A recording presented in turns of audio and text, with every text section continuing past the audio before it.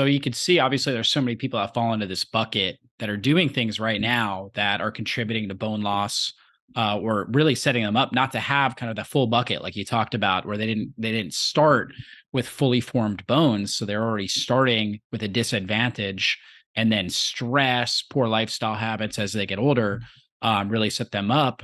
And of course, with women, they're at higher risk because the estrogen starts to drop, and estrogen's so key for activating, getting calcium and strengthening bones, activating the vitamin D kind of production of, or utilization of calcium into the bones.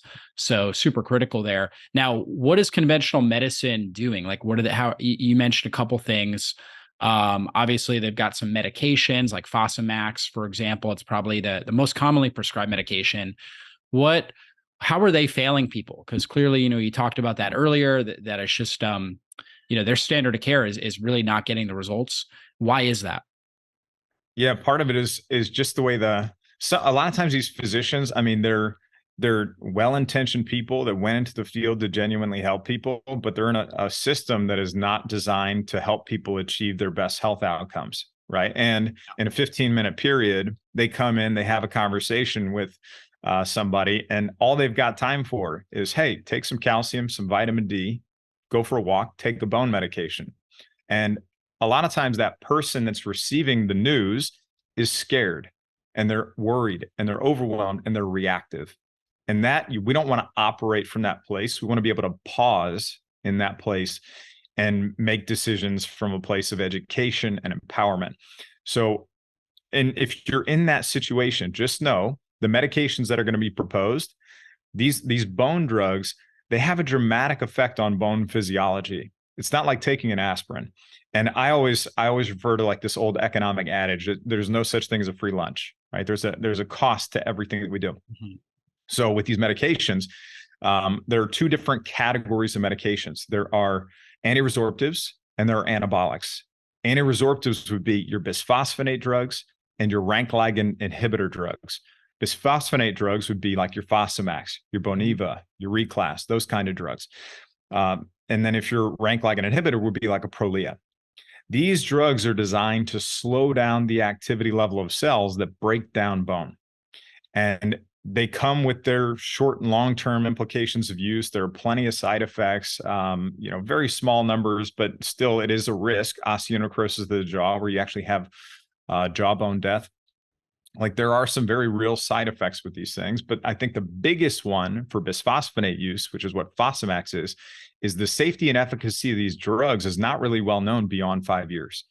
And then as you and I are going about our daily lives, doing our activities, exercising, and this is normal for everybody, you're starting to get these tiny little micro cracks and fractures in your bones. That's normal. Every single person, this is happening to every day. And then what happens is you have cells within the bone that send out a signal, and that signal is saying, hey, we need to be repaired. And then what happens is you've got these cells called osteoclasts that come in and scoop out that old, damaged bone. And then you've got osteoblasts come in and fill in stronger, healthier bone. It's a coupled process. What happens is you can actually slow down the activity level of those cells too much, where you start to accumulate that old, worn, damaged, weakened bone. So even if your bone density scan is showing stability or showing that it's higher, your bones may not actually be stronger. And a lot of people don't understand that up front. The other type of drug is called a Prolia, or rank ligand inhibitor. And if you go on this medication, when you come off of it, your risk of vertebral fractures is going to be increased pretty significantly. And then the other class of drugs or the category of drugs is called anabolics. And their whole focus is building bone, building better quality bone, and building it faster. Do they do that? Yes, they absolutely do. Are there risks and side effects associated with it? Of course. And you can only take these medications for a certain period of time. Usually it's a couple years max. And you have to follow that medication with an anti-resorptive medication, or you will lose all the bone you just gained. And a lot of people don't understand that a lot of times if you commit to one medication in that moment, you may be committing to multiple medications over the period of years to a lifetime. Yeah, very interesting. And I know a lot of the medications, like Fosamax, for example, there's some pretty terrible side effects, like osteonecrosis, or basically death of bone cells in your jaw. That creates a really extremely painful situation that some individuals end up getting. Yep, you can get bone, joint, muscle pain, nausea, Yeah. difficulty swallowing, those kinds of things, heartburn, irritation of the esophagus. Those are all the kind of side effects that are associated with it. But then also, if you've already got digestive issues, that can just exacerbate those digestive Sure. issues. Yeah, absolutely. So clearly they're not getting to the root cause. They're really just kind of trying to affect some of these physiological processes, but not going upstream enough to really impact our physiology in a positive and health promoting way. So, I know you had mentioned celiac disease. You had celiac disease. So, what is the connection here between the gut and the health of your gut and the health of your bone tissue? Yeah, there's a massive connection there. So obviously, if you have diseases or conditions that are preventing you from absorbing nutrients, celiac disease being a primary one of those, you want to get tested to find out if you have celiac disease. But then also, in terms of other conditions, Crohn's disease, ulcerative colitis. Just think of, and if you've got chronic IBS for long, long periods of time. I've had some people, that have said they've had it for 10, 20 years. They haven't had consistent, well-formed stools. That's an issue, right? Because not only is it going to prevent you from absorbing the nutrients, it can actually be a source of inflammation that contributes to bone breakdown in the body too. And then the other piece that we need to talk about are the villi, right? So when you're chewing food and breaking it down and bringing that down through your stomach, and it's churned in that acidic mix to break it down even further, and then it's making its way into your small intestine, what I call your soil, is you've got roots in your soil, and those roots are called villi. And they're these tiny little hair-like projections that are responsible for absorbing the nutrients that you eat. And they take those nutrients and they help shuttle them into your bloodstream, where they're going to be used throughout your body. But if you have issues with gut infections, dysbiosis, small intestinal bacterial overgrowth, or some other thing taking place in your digestive system, you have to address those things. Otherwise, it's going to prevent you from getting those nutrients that you need.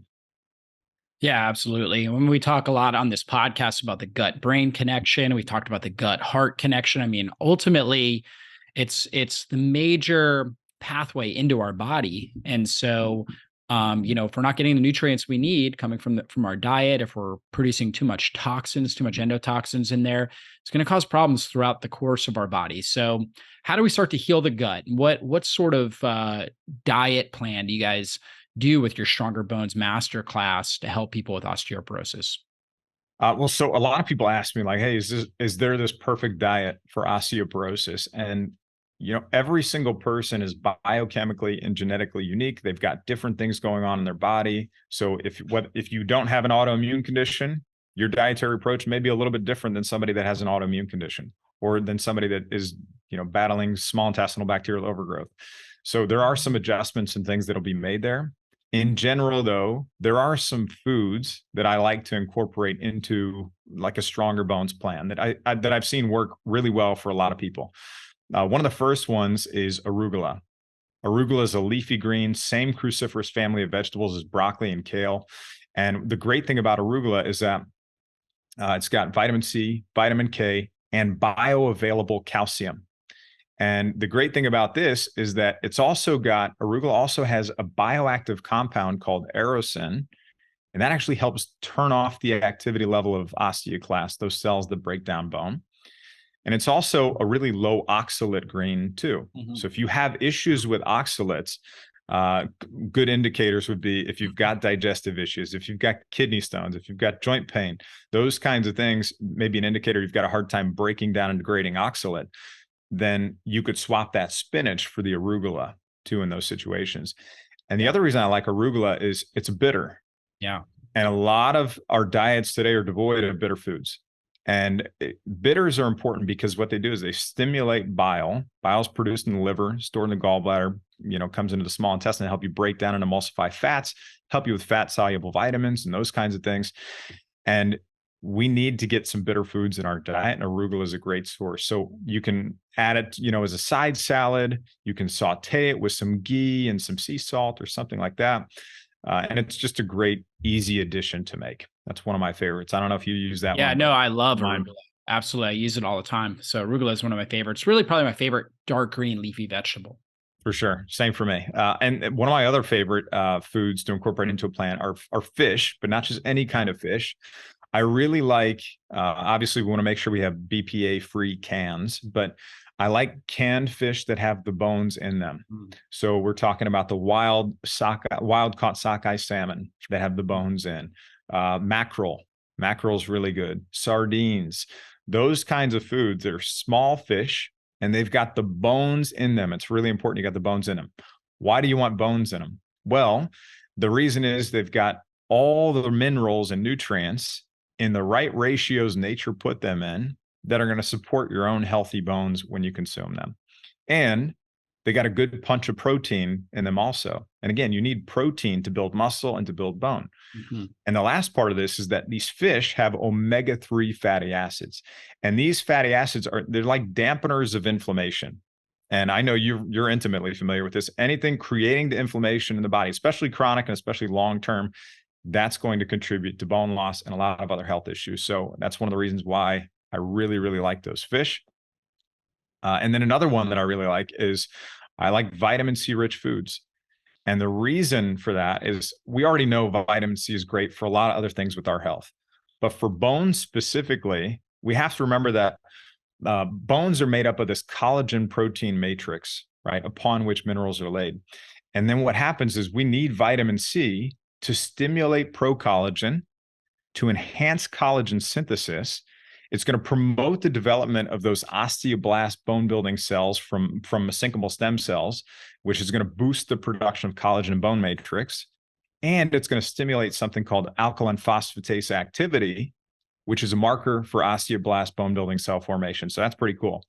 And on the prevention side, vitamin C is preventing bone loss by helping suppress inflammation. And it's pretty well documented that if you've got higher vitamin C intake, that there's going to be fewer hip and non-vertebral fractures than the people that have those lower intakes. So where can you get vitamin C? A lot of us know where you can get vitamin C. Best fruits are berries, citrus fruits, incorporate those, kakadu plums, acerola cherries. Those are all great sources. And then you've got vitamin C rich vegetables. The red and yellow bell peppers are great sources, but if you got an autoimmune condition, you're trying to avoid those nightshades, may not be the best one. So you would look for lightly steamed broccoli, your Brussels sprouts. Those kinds of things could be incorporated into your plan.